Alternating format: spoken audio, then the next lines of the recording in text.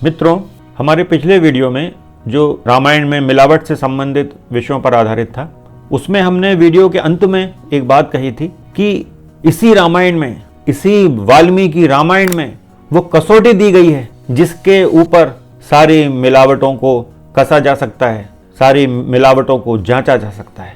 वो कसौटी और कहीं नहीं, इसी रामायण में दी गई है, इसी वाल्मीकि रामायण में।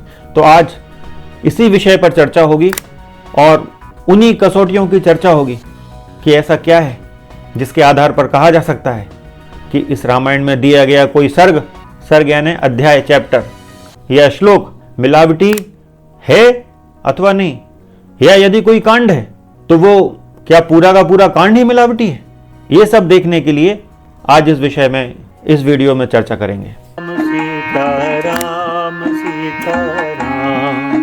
मित्रों नमस्कार, हमारा नाम है हर्ष तिवारी और आध्यात्म जगत के इस चैनल रामायण बाय हर्ष तिवारी में हम आप सभी का बहुत बहुत स्वागत करते हैं। आज का जो विषय है कि मिलावटों की कसौटी क्या है, कैसे जांचा जाए, कैसे परखा जाए कि किसी श्लोक में मिलावट है अथवा नहीं। मित्रों, हम बहुत दिनों से रामायण में मिलावट संबंधित वीडियोस बना रहे हैं और आपके समक्ष रख रहे हैं। तो कई बार हमने कहा कि इन मिलावटों को जांचने की कसौटी क्या है। फिर पिछले वीडियो में कहा कि इसी रामायण में दी गई है वो कसौटी। तो आज उस कसौटी की चर्चा करेंगे कि क्या है वो कसौटी जिसके आधार पर रामायण के सर्ग, श्लोक और कांड को जांचा जा सकता है। अब ये प्रश्न भी आता है कि हमने पहले क्यों नहीं बता दी ये कसौटी कि मिलावट है नहीं है, कैसे जांच लें।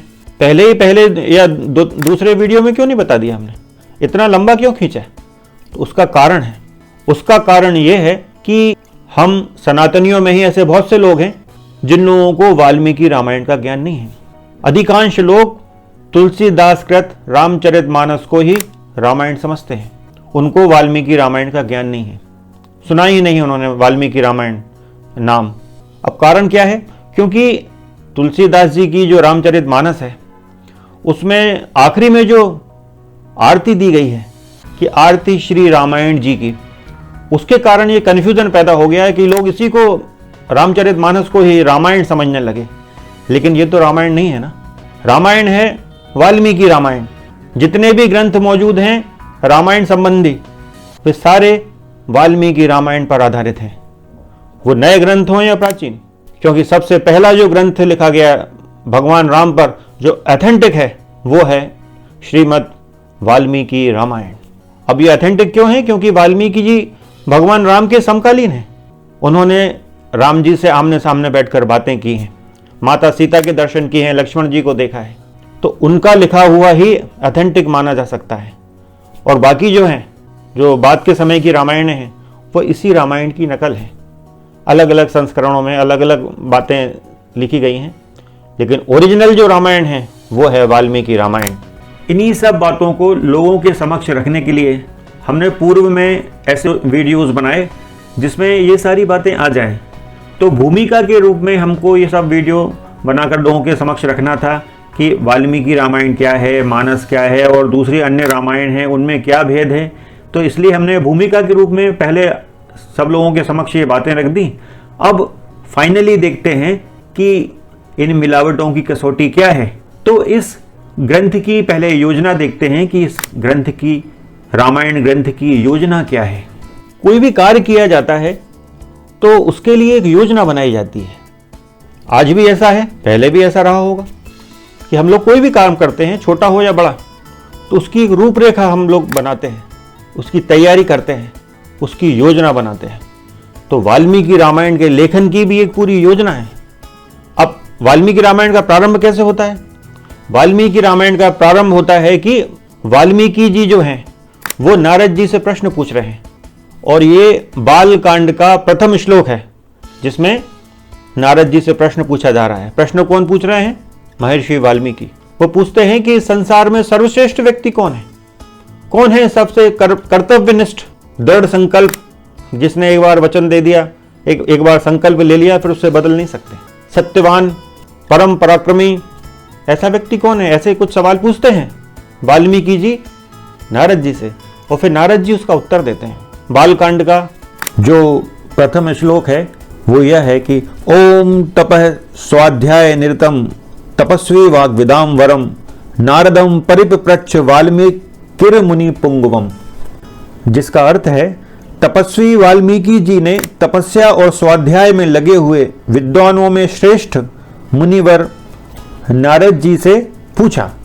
अब इस पहले श्लोक से श्लोक क्रमांक 5 तक श्री वाल्मीकि जी के प्रश्न हैं और श्लोक क्रमांक 6 से नारद जी जवाब देना प्रारंभ करते हैं वाल्मीकि जी के प्रश्नों का, और श्लोक क्रमांक 100 तक वो अपनी बात कहते हैं। इस समय जो वाल्मीकि रामायण उपलब्ध है वो इसी क्रमांक 1 नंबर के श्लोक से क्रमांक 100 नंबर के श्लोक तक उसका प्रथम सर्ग है। वैसे तो हमारा मानना है ये है कि ये सर्ग अधूरा है, प्रथम श्लोक के पहले काफ़ी श्लोक रहे होंगे, लेकिन चूंकि अभी वर्तमान में यही उपलब्ध है तो इसी को आधार मानते हुए ही बात किया जा सकती है। तो ये जो श्लोक क्रमांक 1 से श्लोक क्रमांक 100 तक की जो रामायण है इसको लघु रामायण कहा जाता है।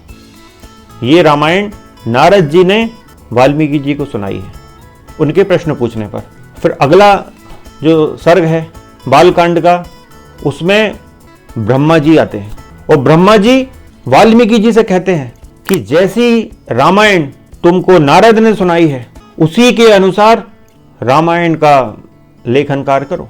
ये आपने जो छंद निकल गया है आपके मुंह से, ये मेरी ही प्रेरणा से सरस्वती तुम्हारे मुख में स्थापित की मैंने, उसी कारण तुम्हारे मुख से ये श्राप युक्त श्लोक निकल गया है। तो ऐसे ही श्लोक बनाओ और इन्हीं श्लोकों में पूरी रामायण की रचना करो। कृत्स्नम शब्द का प्रयोग हुआ है कि संपूर्ण रामचरित का लेखन कार्य करो, लेकिन उसका आधार क्या होना चाहिए? वही रामायण जो नारद ने सुनाई है। यदि नारद के सुनाई हुई रामायण के अलावा यहाँ वहां होते हैं तो वो बात गलत हो जाएगी। इसलिए हमने कहा था कि इसी रामायण में वो कसौटी दी गई है कि कोई सर्ग, कोई श्लोक, कोई कांड असली है या नकली है, इसी रामायण में दी गई कसौटी से ही पता लगेगा। और वो कसौटी क्या है? वो कसौटी वही ब्रह्मा जी का वाक्य है। वो श्लोक है बालकांड के सर्ग क्रमांक 2 का 32 और 33वां श्लोक। रामस्य चरितम कृत्स्नम कुरु त्वम ऋषि सत्तम धर्मात्मनो भगवतो लोके रामस्य धीमितः वृत्तम कथय धीरस्य यथा ते नारदाच्छ्रुतम।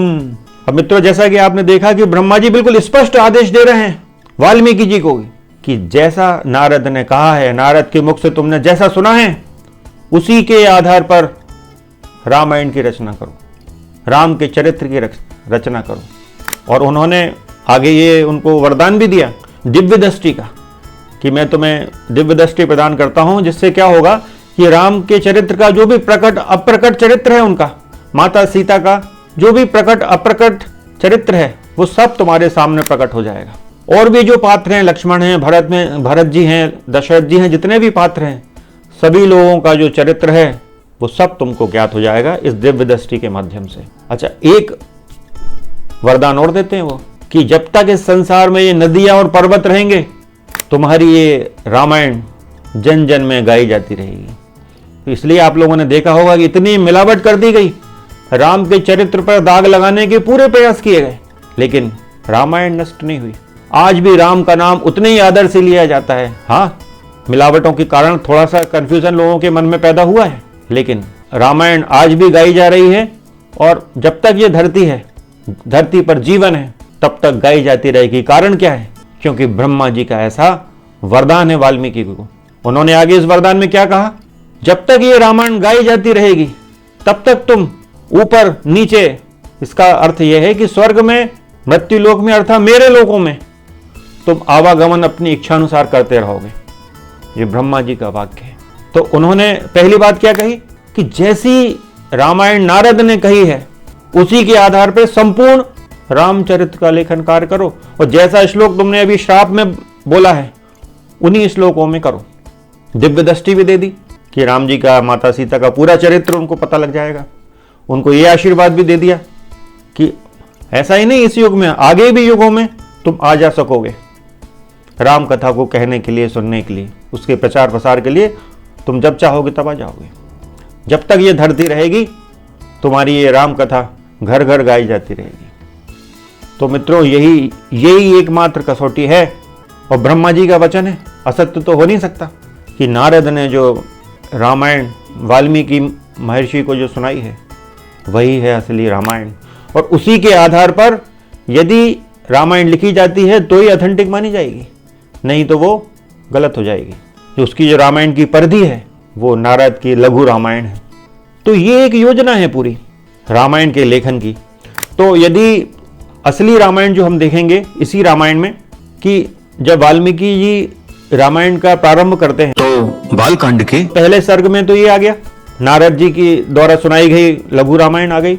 दूसरे सर्ग में फिर वो क्रौंच पक्षी के वध की कथा आती है कि वो शिकारी जो है एक नर क्रौंच पक्षी को मार देता है और फिर वाल्मीकि जी के मुख से वो श्राप निकल जाता है और फिर ब्रह्मा जी आते हैं और उनको वरदान इत्यादि देते हैं। तो ये यहाँ से रामायण शुरू हुई। लेकिन जैसा जैसा आप ये चित्र में जैसा कि हमने दिखाया है और ये बाल कांड का ये प्रथम सर्ग, तो आप ये जो पूरी योजना देखेंगे रामायण की, वो नारद जी ने जैसी जैसी सुनाई है उसी के आधार पर उसी श्लोकों को विस्तार करके वाल्मीकि जी ने उसको आगे लिखा है। कि नारद जी जैसे वर्णन कर रहे हैं भगवान राम का कि वो आदर्शवादी हैं, उनका चरित्र ऐसा है, कर्तव्यनिष्ठ हैं, शक्तिमान हैं, सत्यवादी हैं, संकल्प एक बार ले लिया तो उसको निभाते हैं, दृढ़ संकल्पी हैं। तो ये सब बातें इसमें जो लिखी हैं वाल्मीकि रामायण में भी इसी के आधार पर उन्होंने इन श्लोकों को थोड़ा विस्तार से बताते हुए इस रामायण का लेखन किया है। फिर वो जैसे नारद की कथा आगे बढ़ती है, नारद जी द्वारा लघु कथा, तो इन गुणों का वर्णन करते हुए फिर उनके राज्याभिषेक की कथा आती है। तो सेम वाल्मीकि रामायण भी इसी तरीके से आगे बढ़ती है। इस चित्र में जो वाल्मीकि रामायण बालकांड के प्रथम सर्ग का है और इसमें आप देखेंगे कि श्लोक क्रमांक 7 से, जिसमें महर्षि वाल्मीकि जी के प्रश्न पूछने पर नारद जी उत्तर दे रहे हैं, तो श्लोक क्रमांक 7 से वे श्लोक क्रमांक 20 तक भगवान श्री राम के गुणों का वर्णन करते हैं कि उनमें क्या क्या विशेषताएं हैं। और उसके बाद फिर राजा दशरथ उनके इतने सारे गुणों को देखते हुए उनके राज्याभिषेक की तैयारी करने का विचार करते हैं। अब ऐसे के ऐसे ही शब्दों में अयोध्या कांड के श्लोक क्रमांक के प्रारंभ में प्रथम सर्ग आप देख सकते हैं। इसमें श्लोक क्रमांक 6 से, जैसा कि नारद जी ने भगवान के गुणों का वर्णन किया है, उनका कुछ विस्तार करते हुए लगभग कहीं कहीं तो शब्द भी वही है। श्लोक क्रमांक 6 से अयोध्या कांड के श्लोक क्रमांक 6 जो है प्रथम सर्ग का, उससे भगवान के गुणों का वर्णन प्रारंभ हो रहा है और ये श्लोक 11-12 से आगे चलता हुआ श्लोक क्रमांक 33 तक भगवान श्री राम के गुणों का वर्णन किया जाता है। और फिर इन गुणों को देखते हुए दशरथ जी के मन में ये बात आती है कि इतना गुणवान है राम, तो क्यों ना मैं अपने जीवन के रहते ही इनको युवराज पद पर अभिषिक्त कर दूं। तो जैसा कि नारद जी ने बालकांड के उनकी लघु रामायण में बताया है श्लोक क्रमांक 7 से 20 श्लोक तक, वैसे ही आप यहाँ देखेंगे कि अयोध्या कांड के प्रथम सर्ग में प्रारंभ से ही भगवान के गुणों का वर्णन प्रारंभ होता है और श्लोक क्रमांक 34 तक लगभग शब्द भी वही हैं। उन्हीं गुणों को थोड़ा विस्तार करके वर्णन कर रहे हैं वाल्मीकि जी। और नारद जी द्वारा जो सुनाई गई लघु रामायण है वो कहाँ समाप्त हो जाती है?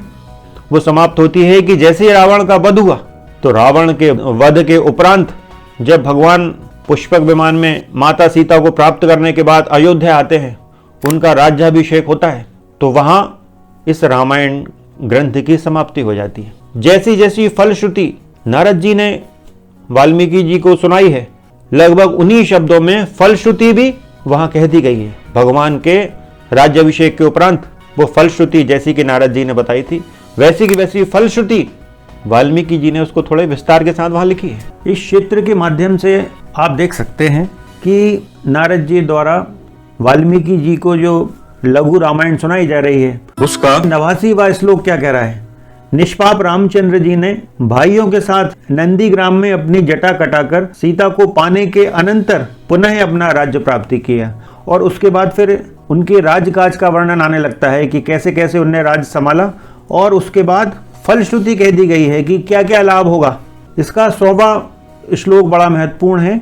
इस फलश्रुति का, जिसमें नारद जी कहते हैं कि यदि इस रामायण महाकाव्य को यदि ब्राह्मण पढ़े तो विद्वान हो, क्षत्रिय पढ़ता हो तो पृथ्वी पर राज्य करे, वैश्य को व्यापार में लाभ हो और शूद्र भी प्रतिष्ठा प्राप्त करे। यह अत्यंत ही महत्वपूर्ण श्लोक है।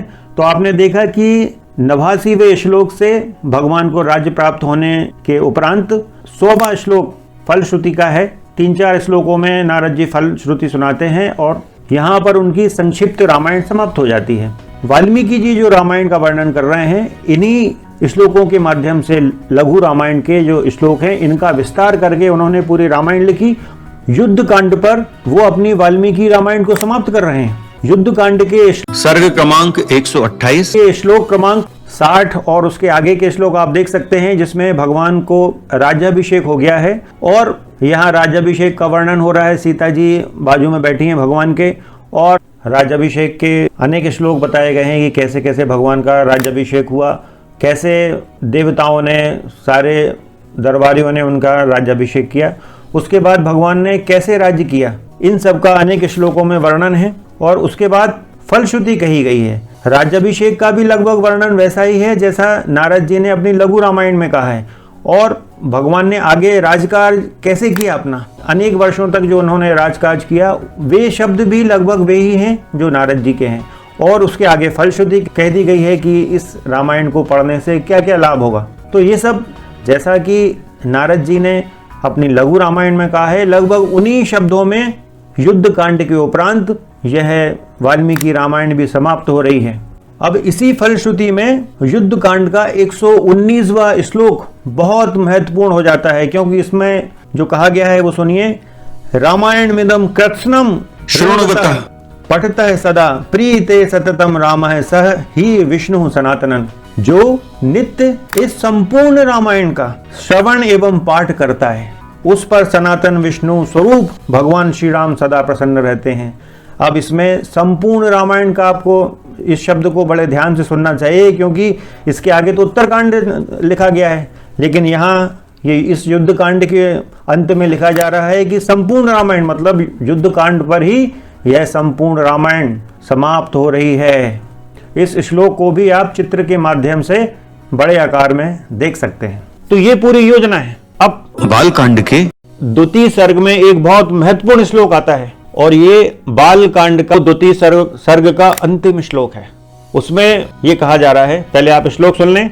ये श्लोक है, तदुपगत समास संधि योगम सम मधुरोपन तार्थ वाक्यबद्धम रघुवर चरितम मुनि प्रणीतम दश शिर शस्य वधम निशाम यध्वम। अर्थात महर्षि वाल्मीकि के बनाए हुए इस काव्य में तत्पुरुष आदि समासों, दीर्घ गुण आदि संधियों और प्रकृति प्रत्यय के संबंध का यथा योग्य निर्वाह हुआ है। इसकी रचना में समता है, पदों में माधुर्य है और अर्थ में प्रसाद गुण की अधिकता है। अब सबसे महत्वपूर्ण बात जो इस रामायण ग्रंथ को लिखने की महत्वपूर्ण योजना के अंतर्गत आता है, वो है बालकांड का इस द्वितीय सर्ग के 43वें श्लोक का आधा भाग कि भावुक जनों, इस प्रकार शास्त्रीय पद्धति के अनुकूल बने हुए इस रघुबर चरित्र और रावण वध के प्रसंग को ध्यान देकर सुनो। इस श्लोक में बिल्कुल स्पष्ट कहा गया है कि हे भावुक जनों, अब आप शास्त्रीय विधि के अनुकूल इस रामचरित्र को और रावण वध की कथा को ध्यान पूर्वक सुनिए। ये यहाँ द्वितीय सर्ग का अंत हो जाता है। सबसे महत्वपूर्ण श्लोकों में से ये श्लोक है। और ये भी कसौटी है रामायण को जांचने की कि रामायण लिखने का उद्देश्य क्या है। भगवान राम के जन्म का उद्देश्य ही रावण वध है, तो जो रामायण लिखी गई है उसका उद्देश्य भी तो यही है। जैसा कि नारद जी ने सुनाया है कि भगवान का जन्म हुआ और फिर कथा आगे बढ़ी, उन्होंने रावण का वध किया, राज्याभिषेक हुआ, वहां राम उनकी लघु कथा समाप्त हो गई। तो वाल्मीकि जी को भी वही समाप्त करना है, नहीं तो ब्रह्मा जी के वचन का भंग हो जाएगा। ब्रह्मा जी ने जो वरदान दिया है उसका भंग होगा, तो उसके आगे वो कथा नहीं लिख सकते। और पूरी ईमानदारी से वाल्मीकि जी ने भगवान का जैसे ही राज्याभिषेक हुआ और वहां पूरी कथा समाप्त की है, वहीं फलश्रुति भी लिख दी है। और जैसा कि ये श्लोक है द्वितीय सर्ग का 43वां श्लोक स्पष्ट कहा है, हे भावुक जनों, अब आप इस रामचरित्र को और रावण वध की कथा को सुनिए। तो इसके बाद की कोई कथा का तो प्रश्न ही नहीं उठता। यदि कोई कथा कही जाती है तो ऑथेंटिक नहीं है, क्योंकि वो वाल्मीकि रामायण में नहीं है, वो बाद में जोड़ी गई है। और वो किसने जोड़ी, कब जोड़ी गई, क्यों जोड़ी, इसके विषय में भी किसी वीडियो में विस्तृत चर्चा करेंगे, क्योंकि वो भी एक बहुत बड़ा षड्यंत्र है सनातन के विरुद्ध। लेकिन आज इस कसौटी की चर्चा होना है जो वाल्मीकि रामायण में दी गई है, तो आज वही चर्चा करेंगे। अब कुछ बातें और बड़ी महत्वपूर्ण हैं। द्वितीय सर्ग का जो 42वां श्लोक है वो बहुत महत्वपूर्ण है। ये श्लोक ये कहता है कि ये सब सोचकर महर्षि वाल्मीकि ने सैकड़ों श्लोकों में रामचरित्र की रचना की।